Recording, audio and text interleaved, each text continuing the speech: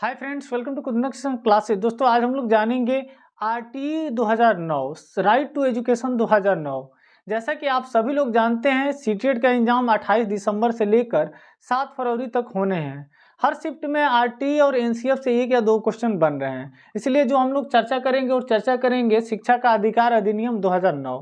भारत में शिक्षा का अधिकार अधिनियम 2009 में आया और पहले गया राज्यसभा में, फिर लोकसभा में फाइनली 1 अप्रैल 2010 को पूरे भारतवर्ष में पारित होकर लागू हुआ।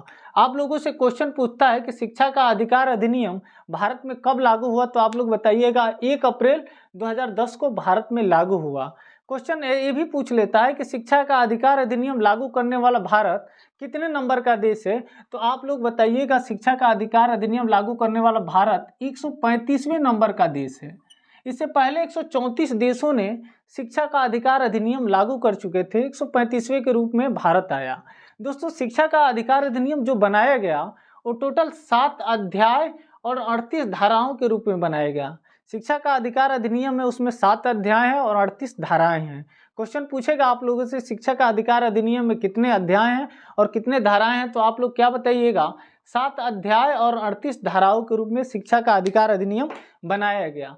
दोस्तों शिक्षा के अधिकार अधिनियम में ही ये सुनिश्चित किया गया कि 30 स्टूडेंट में एक शिक्षक होगा, यानी छात्र और शिक्षक का अनुपात जो होगा प्राइमरी लेवल पे वो क्या होगा 30 स्टूडेंट पे एक शिक्षक होगा। अपर प्राइमरी पे डिसाइड किया गया दोस्तों कि 35 छात्र पे एक टीचर होगा, 35 छात्र में एक टीचर होगा। आरटीई कहता है कि एक शिक्षक को साप्ताहिक 45 घंटे कार्यरत रहना है। कौन कहता है? आरटीई। ये ज़्यादा क्वेश्चन पूछता है, सीटेट का फेवरेट क्वेश्चन है कि एक सप्ताह में शिक्षक को कितने घंटे कार्यरत रहना है। तो आरटीई के तहत दोस्तों 45 घंटे एक शिक्षक को एक सप्ताह में कार्यरत रहना है। अब दोस्तों जानते हैं कि आरटीई 2009 आया जो 1 अप्रैल 2010 को लागू हुआ। इसका उद्देश्य क्या था, किस उद्देश्य से आरटीई को भारत में लागू किया गया, लाया गया? तो दोस्तों पहला उसका उद्देश्य था शिक्षा का सार्वभौमिकरण करना, यानी शिक्षा क्या हो सभी को समान रूप से मिले, आसानी से मिले, या दलित हो या अमीर हो कोई भी हो शिक्षा क्या मिले उसे आसानी से मिले, यानी शिक्षा का क्या करना है सार्वभौमिकरण करना है।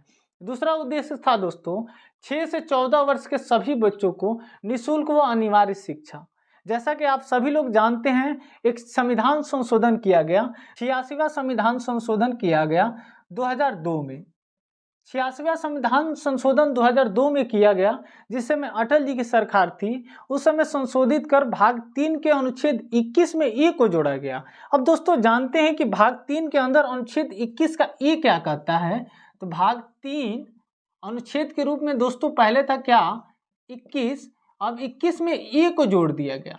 और 21 का ए क्या कहता है, अनुच्छेद 21 का ए क्या कहता है कि 6 से 14 वर्ष के सभी बच्चों को निःशुल्क व अनिवार्य शिक्षा।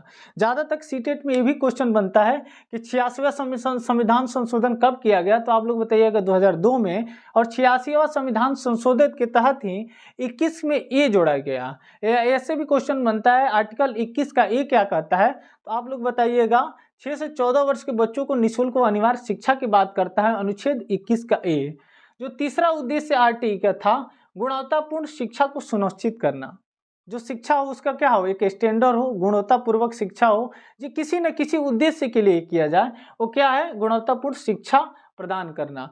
चौथा है दोस्तों ईडब्ल्यूएस में 25% आरक्षण करना, यानी 25% आरक्षित सीट करना है किस में ईडब्ल्यूएस यानी इकोनॉमिक वीकर सेक्शन के जितने भी बच्चे हैं उसे प्राइवेट स्कूल में दाखिला के लिए 25% सीट आरक्षित किया। दोस्तों आरटीई कहता है कि 1 किलोमीटर के दायरे में 1 to 5 स्कूल होना चाहिए।